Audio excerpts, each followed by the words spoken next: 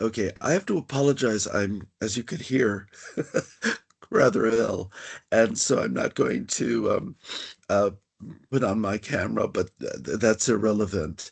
So I'm going to talk about how we could possibly frame AMR and climate change as dynamic adaptations with all of the factors involved and how they really are related from looking at this kind of conceptual framework. So, my question for this talk is how can we best frame, understand, discuss, and intervene with complex challenges that involve humans, other animals, ecosystems, and the planet, and in particular, looking at the case of AMR and climate change. So, as Will was saying, a One Health perspective that has been used, we can question if it's really comprehensive or if it has limitations, even though we see that AMR is listed here, climate change is listed here, etc. Is this really comprehensive enough? And is there a way that we could understand this and model this to be more comprehensive? So, some of the questions that we can pose for this model is, does this model address the excuse me, dynamic and complex adaptive functioning of these really complicated interconnected systems? Does it encourage transdisciplinarity, or does it encourage the retention of siloed disciplinarity or maybe interdisciplinarity at best? And does this model direct us to where and how we can prioritize interventions? So the first thing we're looking at in this answering this question is how to get to a more comprehensive understanding of, in particular, AMR and climate change. The second is how do we communicate this and work with one another across disciplines? For example, I'm assuming that the majority of you are from the biosciences. I come from the social sciences, and yet a social scientist should not really just be tagged on to a team for transdisciplinarity. We really have to be able to talk across our disciplines. And does this model direct us to where we can prioritize? So the third thing is how to have not only a comprehensive understanding, but that understanding for more comprehensive interventions. So let's look at this first part, comprehensive understanding of complex adaptive systems. We're all taught from school that the way that we understand most phenomena is that you have an independent variable, you have a black box, and you have a dependent variable come out of it. And even if we complicate this with one little feedback loop, it is still unilinear, unidirectional, and a completely closed system. And we can ask, is this really how nature behaves in this closed, unidirectional, unilinear way? And even if we're looking just at humans, do societies exist in test tubes where we can look at them and analyze them in that format? And of course, the answer is no. And even physics, when we start with the Heisenberg uncertainty principle, has identified this. So we need to think not in terms of simple systems when we think about these complex challenges, such as AMR and climate change and their interactions. We need to have a complex adaptive system model. So, what do I mean by that? In a complex system, the elements, factors, or variables involved can interact and affect one another in completely unpredictable ways, all of which can result in the emergence of new or altered elements, factors, or variables with a shift or an adaptation to the overall system. And this is why it's called a complex adaptive system. And maybe I would argue a better representation of natural and dynamic, constantly changing processes than a simple system representation. And we see a comparison of the two with a simple systems model on the left and a complex systems model on the right. Now, a real challenge is taking a complex system, trying to map it in two dimensions, because this doesn't really address dynamism, constant change. And this is still, we could argue, unidirectional, even though arrows sometimes go in multiple ways, and unilinear. And this, of course, is not really an effective representation of this kind of behavior.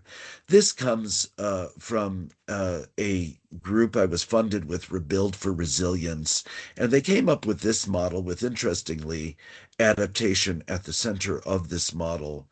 And I was, in particular, anecdotally for this particular research, I was looking at climate change governance in Bangladesh and how it did or did not incorporate health and health system resilience as part of it.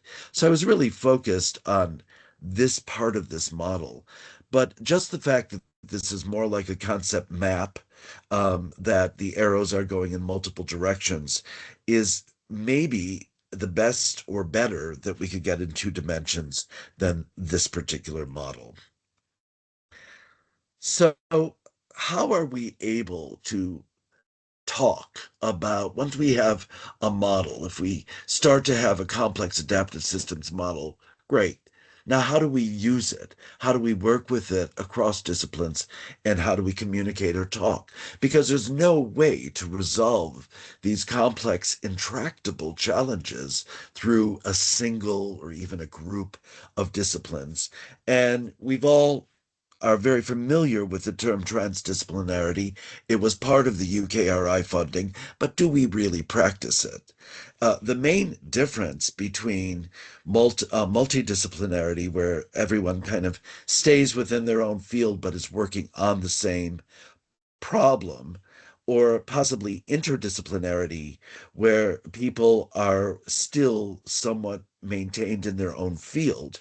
In transdisciplinarity, trans means to cross over. It is a literal crossover of disciplines where you are not maintaining your strict siloed disciplinarity in order to address a complex problem or situation. And so here in this One Health map, we see that it is essential, really, to have a transdisciplinary approach, because look at everything, and I question if this is really comprehensive. Look at all of the fields, the different disciplines that are involved here. One way that I personally, and this is anecdotal, became familiar with what is truly transdisciplinarity was when I was an MPH student and I was taking a course in refugee health. And we were learning how to build pit latrines and dig wells. And I thought, how on earth am I going to be able to communicate with the engineers, or are they going to be able to communicate with me what we all need to do? Because we're really not coming from the same place and we really don't have the same priorities.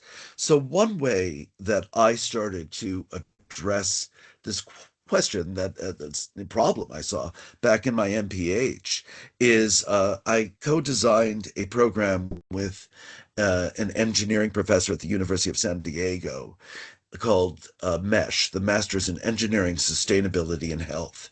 And we took all of our students are from completely different disciplines, but a huge chunk of the program is that they're learning not only what they're learning is transdisciplinary, but they're learning how to effectively communicate with one another in a transdisciplinary way.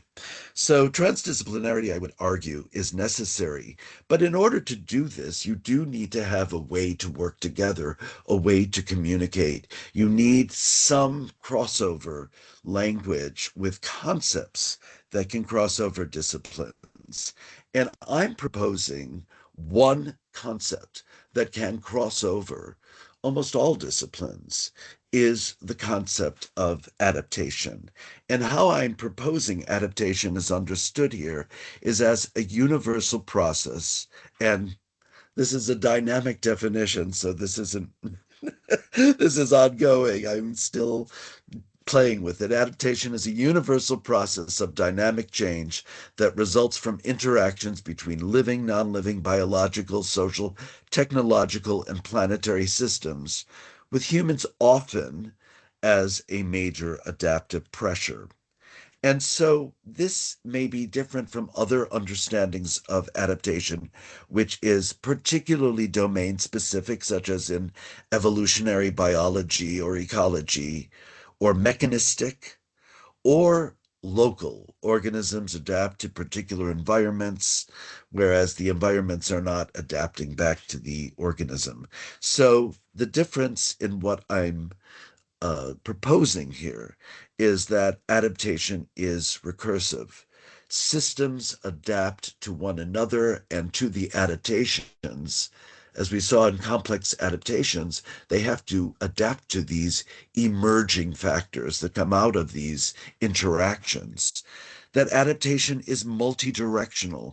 Humans adapt to microbes, microbes adapt to humans, microbes adapt to our pharmaceuticals, climate adapts to human activity, etc. And that it is completely open-ended, and there's no true stop point where you could take a photograph. There's no equilibrium. There is continual emergence if we're going to really be comprehensive about it. This is from an article that was in Lancet Planetary Health, and it starts to address in looking at climate change and AMR their interactions, but it's very specific as to where those interactions are. And I question thereby if it's comprehensive enough. I'm proposing one way of looking at interconnected adaptations in a climate a complex system is by considering both the emergent adaptations that you see in this outer circle and the inner feedback loops that are constantly occurring. And again, I don't think this is a comprehensive list, but this is approximating something more towards comprehensiveness. Now, this is focused on the planet, on how humans, climate change, AMR, ecosystems, and microbes are affecting the planet. If we specifically address AMR, we can look at it this way: with human society affecting AMR, climate change, another important part of AMR, not just a side thing that we decide to incorporate at some points, how ecosystems and microbes are affecting AMR, and how Earth and the environment is affecting AMR. And again, I don't think this is complete, but one thing that I hope is being seen here, if I was able, if I had artistic IT abilities, I would make like I showed before, I would make a kind of GIF where I showed that all of these different factors are bouncing off of one another and some of the new emergence that is happening. So it's impossible in two dimensions like this to really reflect it. But I think the arrows are giving you the idea that this is much more complicated than a simple bidirectional process. And the other thing to really consider, which we don't often consider, except possibly in some of our social science climate change research, is adaptation a top-down process? And I propose that it isn't, that if we ignore, just the same way as if we ignore through our disciplines the other disciplinary work in these areas and the other ways of looking at these challenges, that we don't get all the independent variables and primary factors involved. We also will completely lose out if we don't take into consideration that as there is top-down policy and government top-down involvement in AMR and climate change, there's also bottom-up processes going on that we can't ignore and that we could actually leverage and build on. And so one thing to consider is local adaptation. And the other reason to consider it is because what's decided in Geneva or Washington, D.C. may not be appropriate for the rural villages of the Philippines, for example. So you must, in order to have effective interventions, really consider local understandings, local decision making, and local solutions and adaptations in this case. And so, one way to do this is to identify, instead of who is having issues, where are the challenges, is to identify who is succeeding or thriving in an environment where others are not, and what is being done differently. So, this one area of assets-based approaches, which is what this falls under, called positive deviance, was first demonstrated by Monique and Jerry Sternin with their nutritional work with Save the Children International. And they went to a village in Vietnam. And instead of doing the typical thing, which is focusing on the babies who are malnourished, they focused on babies that were actually well nourished. And they found that all they had to do was follow the mother, and the mothers were picking pieces of shrimp or other fish that they were found in the rice paddies and feeding it with the rice to the babies so that the babies were getting protein.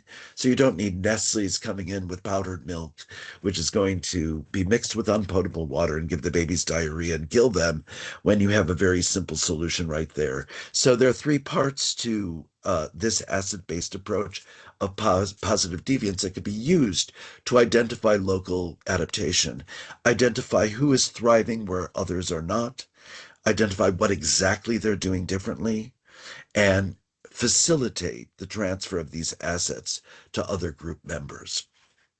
And so I'm sorry I rushed through this, but I was very aware of time and I didn't want to go over time. So I'm happy to answer any questions or go back for any clarification. Thanks so much.